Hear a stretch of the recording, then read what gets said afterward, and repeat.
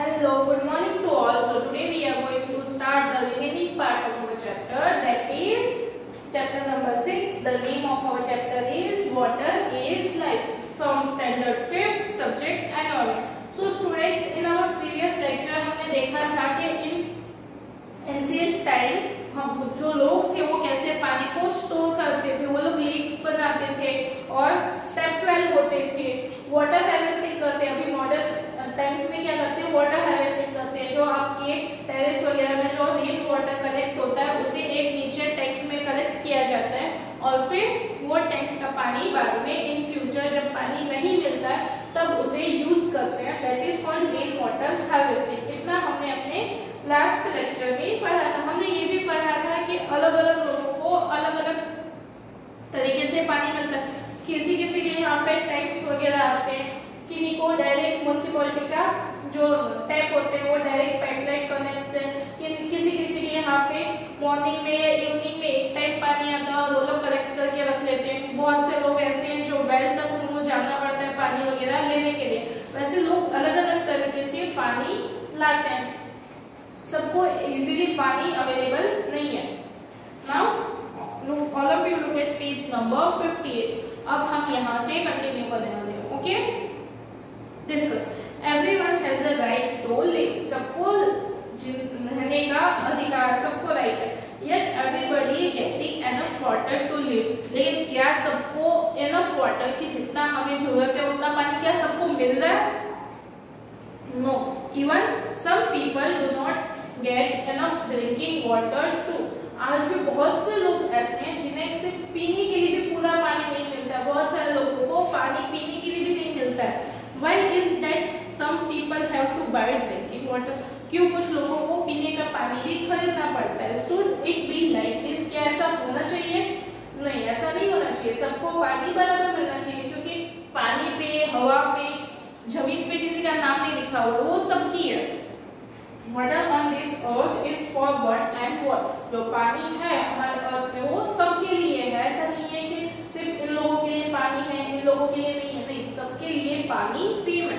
जिसको जब मर्जी चाहे वो पानी ले सकता है। Some people draw out water from grounds by deep borewells। कुछ लोग पानी कैसे निकालते हैं, बहुत अंदर बोरवेल करते हैं, जैसे हम गुजराती में बोर भी बोलते हैं। वो बोर करके पानी लेते हैं। How far is it correct? क्या ये सही है? Have you ever seen this? क्या आपने देखा है यह? Why do some people connect a pump directly in the जल बोर्ड पाइपलाइन? क्यों कुछ लोग डायरेक्ट पाइपलाइन कनेक्ट कर देते हैं जल बोर्ड से, मतलब म्युनिसिपैलिटी का जो हाइड्रोलिक डिपार्टमेंट होता है वहां पे। What problems would other people face due to this? दूसरे लोगों को इसकी वजह से क्या प्रॉब्लम होगा?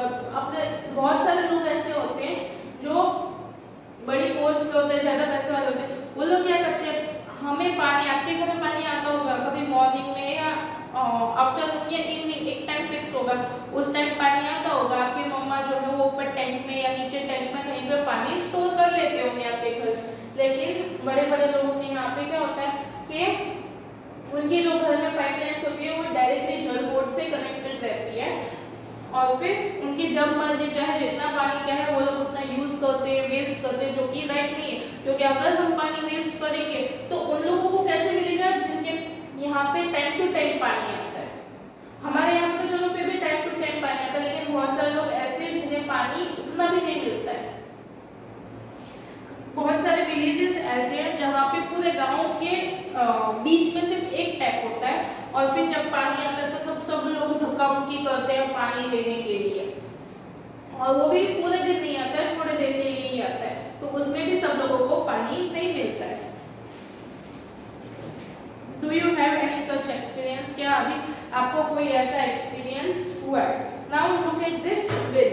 यहाँ पे आपको एक बिल दिया हुआ है। ये किसका? पानी का बिल है। Okay, this is water bill. जैसे आपके घर में लाइट बिल आता है वैसे ये है एक water bill. Okay, now look at this bill. इसे अच्छे से देखो। तो देखो यहाँ पे एक बिल दिया हुआ है, इसे आपने अच्छे से देखा। नाउ क्या लिखा हुआ है? On the top of the bill it is written Surat municipal corporation 31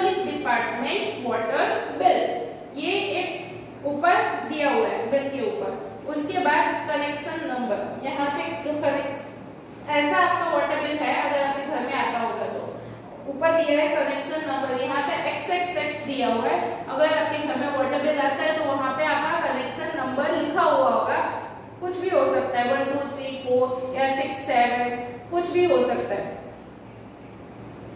then name, आप जिसके नाम से वाटर हाइड्रोलिक डिपार्टमेंट में जो ये बिल आ रहा है जिसके नाम से, उसका नाम यहाँ पे आएगा। अगर आपके पापा के नाम से आ रहा है तो आपके पापा के नाम से आएगा, आपके ग्रैंडफादर के नाम से अगर घर है तो उसके नाम से आएगा।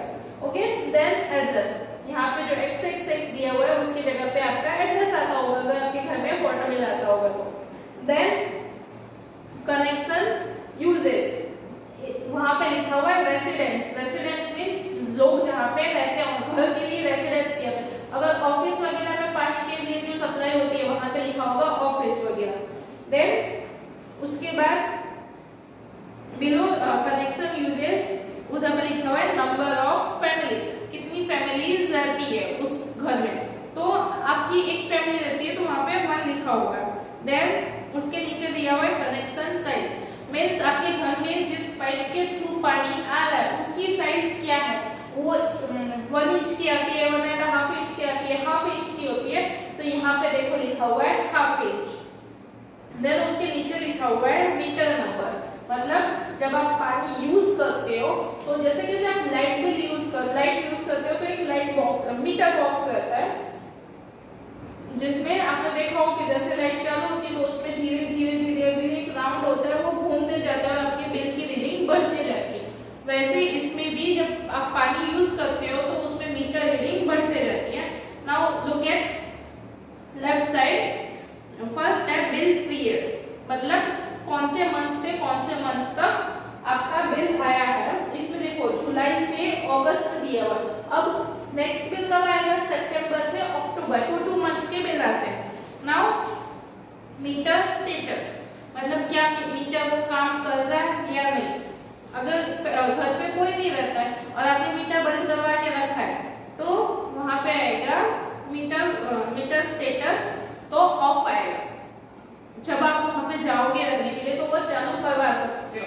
तो आपका जो बिल आएगा वो सिर्फ अगर मीटर बंद है तो उसके लिए आएगा, आप पूरा बिल नहीं आएगा। जैसे वर्किंग मीटर के अलग बिल होते हैं और जो मीटर ऑफ होते हैं उनके बिल अलग होते हैं। उनका कुछ चार्ज होता है जो फिक्स होता है कि अगर आपने मीटर बंद करवा के रखा है तो आपको पानी के लिए सिर्फ 50 रुपए या 25 रुपीज या ऐसे कुछ भरना होता है।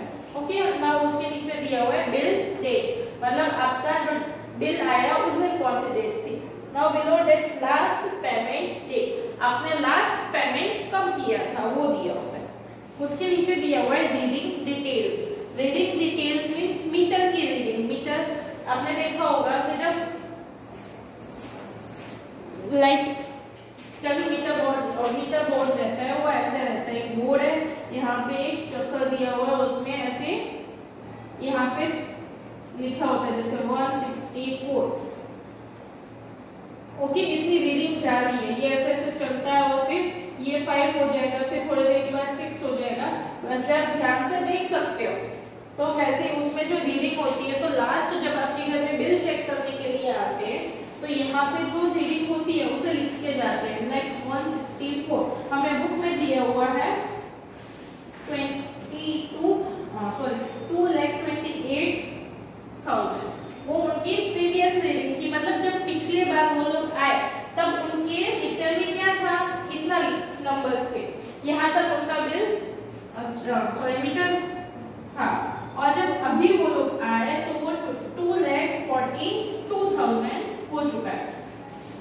जब फर्स्ट बार चेक करने के लिए आए थे पिछला मंथ, तब उनकी मीटर रीडिंग इतनी थी, अब वो बढ़ गया। जैसे जैसे हम यूज करेंगे वैसे वैसे आगे चलते जाता है।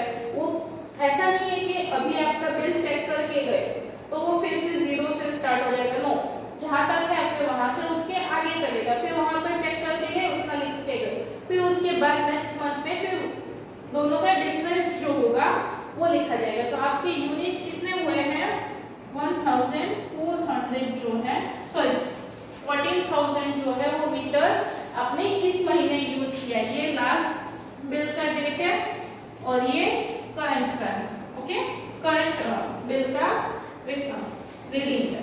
तो दोनों में कितना डिफरेंस 14,000 यूनिट्स का डिफरेंट है, तो इन 14,000 यूनिट्स के लिए आपको बिल पे करना पड़ेगा। ओके, तो ऐसा होता है कि लाइक 1 यूनिट का आपको 50 रुपीज या 50 पैसा लाइट बिल में होता है कि 1 यूनिट का आपको 6.7 रुपीज देना होता है।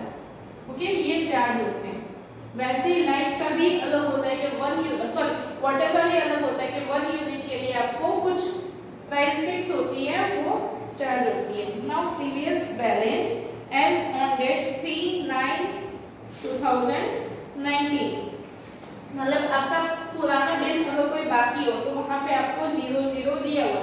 देन करेंट बिल डिटेल्स, और अभी जो बिल डिटेल्स है वो क्या है, तो करेंट वाटर चार्जेस। अभी आपके चार्ज कितने हैं,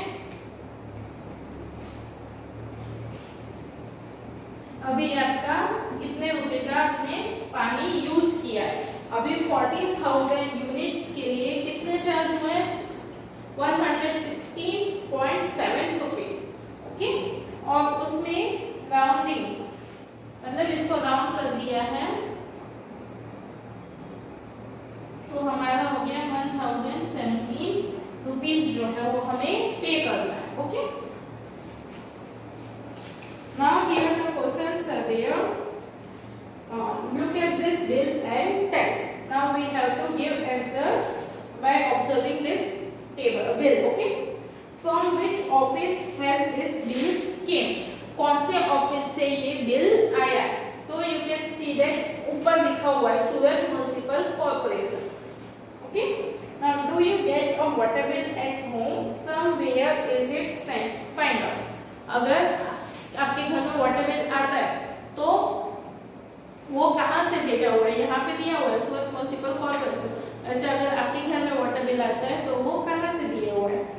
और फिर why next question, why Surat Municipal Corporation is written along with hydraulic department, what do you think। यहाँ पे ठीक है सूरत म्युनिसिपल कॉर्पोरेशन लिखा हुआ है, लेकिन उसके साथ में देखो लिखा हुआ है हाइड्रोलिक डिपार्टमेंट। ऐसा क्यों लिखा हुआ है, तो सूरत म्युनिसिपल कॉर्पोरेशन जो है उसमें बहुत सारे डिपार्टमेंट होते हैं, इलेक्ट्रिक डिपार्टमेंट होता है, हाइड्रोलिक डिपार्टमेंट होता है, फिर गार्बेज डिपार्टमेंट होता है, वैसे अलग अलग डिपार्टमेंट होते हैं, हाउसिंग डिपार्टमेंट्स होते हैं।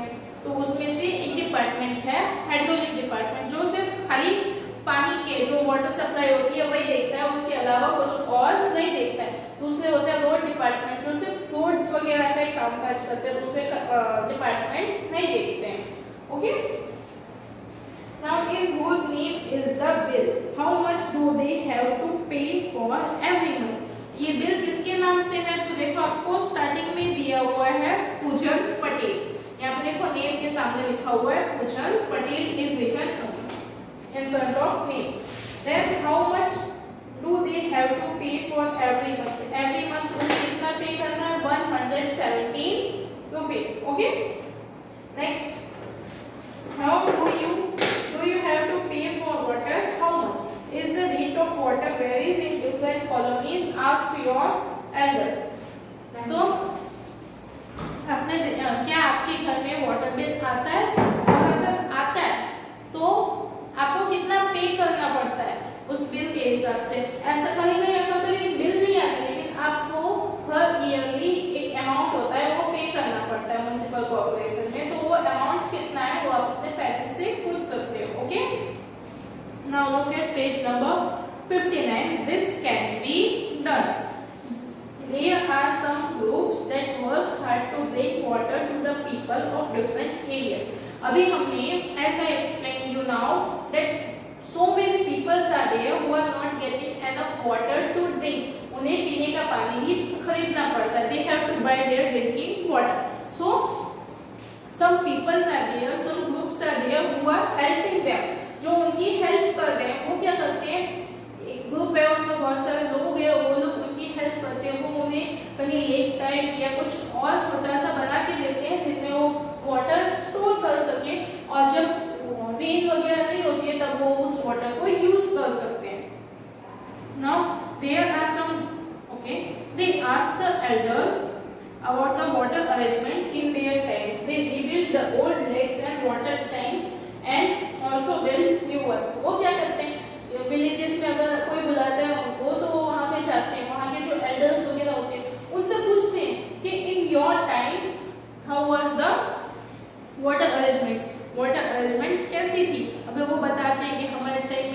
लेक यूज करते थे या हमें उस टंकी में से पानी मिलता था उस टाइम पे, तो वो लोग क्या करते हैं कि वहाँ पे कोई कचरा वगैरह भर गया हो तो उसे खाली करते हैं या फिर नया बना के देते हैं जिसमें वो लोग वाटर स्टोर हो सके, रिवर वाटर स्टोर हो सके। Okay, let us see how the group called Tarun Bharat Sangh, क्या नाम है इस ग्रुप का? तरुण भारत संघ हेल्प डर्की माइन। ये तरुण भारत संघ ने डर्की माइन को कैसे हेल्प किया वो चलो हम पढ़ते हैं story. Okay, so this is Durkee mine. Now this is the picture of Durkee mine. She lives in village in Alwar district of Rajasthan. No, Durkee mine is living in a village of Alwar in Rajasthan. Okay, the women of the village used to spend the entire day looking after their home and animals. तो यहाँ के जो village के अलवर में जो village है वहाँ के जो वुमेन्स वगैरह है उनका पूरा टाइम बस अपने घर में और एनिमल्स का ध्यान रखने में पूरा टाइम स्पेंड हो जाता है। Sometimes it took them the whole night to pull their water from the well for the animals. और कभी-कभी क्या होता है कि पूरी रात चली जाती है कि वो पूरा पानी फेच करते करते पूरी रात निकल जाती है ताकि एनिमल्स को तो पानी देना चाहिए।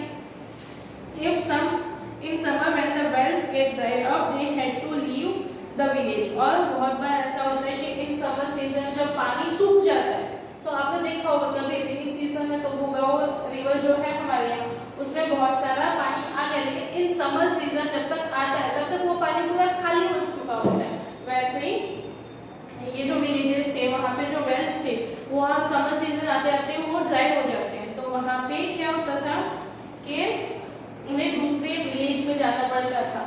तो डर्की माइन heard about this group and asked for help.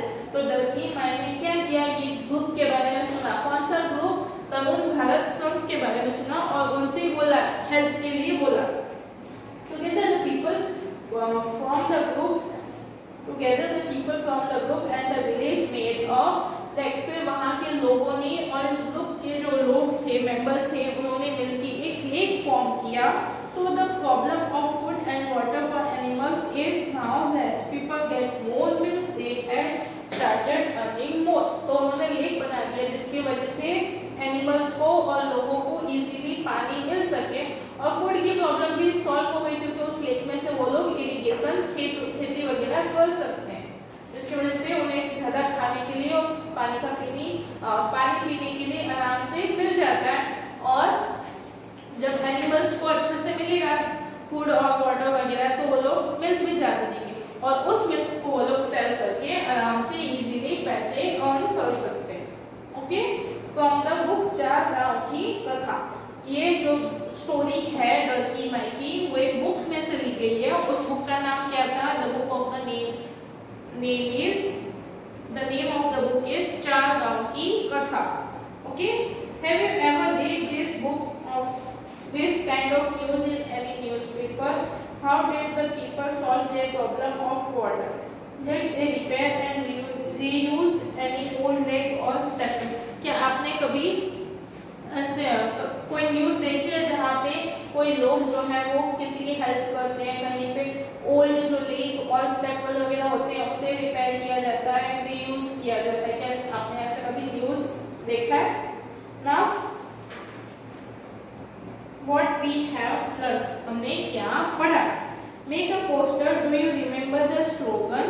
Water on the earth is for one and all. हमने अभी इस चैप्टर में एक स्लोगन पढ़ा। स्लोगन मीन्स एक कहावत कि वाटर जो है वो हर किसी के लिए है।